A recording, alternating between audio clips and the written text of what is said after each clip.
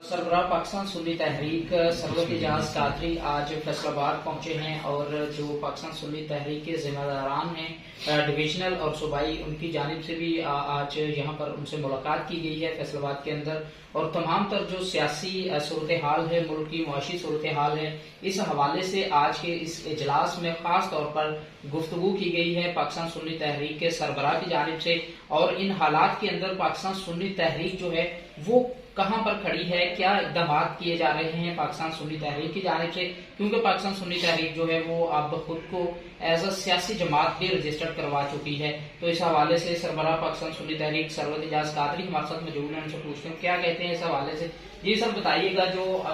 मुल्क की सूरत हाल है क्या इक़दाम किए जा रहे हैं, क्या कहते हैं?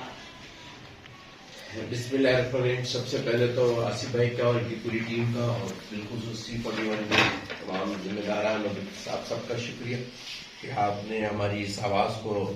आवाम तक पहुंचाने के लिए इसका एहतमाम फरमाया, बहुत शुक्रिया। और जहाँ तक रहा सियासी और माशी तौर पर, मैं समझता हूँ इस वक्त हर शख्स को पता है कि मुल्क के हालात कहाँ पर हैं, किस नेज पे हैं, और अब उसके ऊपर अदम एतमाद की तहरीक है, महंगाई का जोर है और दूसरी इंतहा पसंदी है। ये सब चीज़ें एक तूफान के तौर पर उभर रही हैं और मुल्क तेज़ी से जिस आजमाइश से गुजर रहा है उसमें मुझे और आप सबको मिलकर यकीनन किरदार अदा करना होगा। और उसका एक ही हाल है, हमने जो अभी इलेक्शंस का ऐलान कर रहे हैं, बल्दियाती इलेक्शन है, उसके सिलसिले में पाकिस्तान सुन्नी तहरीक अपना किरदार अदा कर रही है और इसी सिलसिले में मीटिंग भी रही, मुलाकातों का सिलसिला जारी है। महंगाई के हवाले से हमारे पास हम समझते हैं कि असल किरदार तो उन लोगों का है जो अपोजिशन बैठी है, जो हमारे नुमाइंदे बैठे हैं, उनको वो किरदार अदा करना है। लेकिन अफसोस के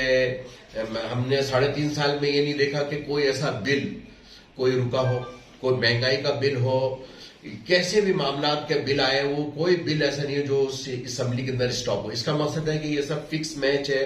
आपस में इनकी अंडरस्टैंडिंग है, अब पहले मेरी तुम्हारी बारी का एक सिलसिला जारी है। तो ऐसे में इस कौम को अब सोचना चाहिए कि अगर हम अपने मुल्क की तकदीर को बदलना चाहते हैं, मुल्क की किस्मत को बदलना चाहते हैं, मेरी ख्वाहिश ये है कि हमारे ऊपर वजीर आजम जो आके बैठे वो फारूक आजम जैसा अदल इंसाफ करने वाला हो। लेकिन मेरा वोट चोर और डाकुओं को होगा तो मैं कहां से उस मुल्क के निजाम को बदलूंगा, मैं कैसे इंसाफ और अदल का निजाम कायम करूंगा, जब तक कि वहां पर खौफ खुदा,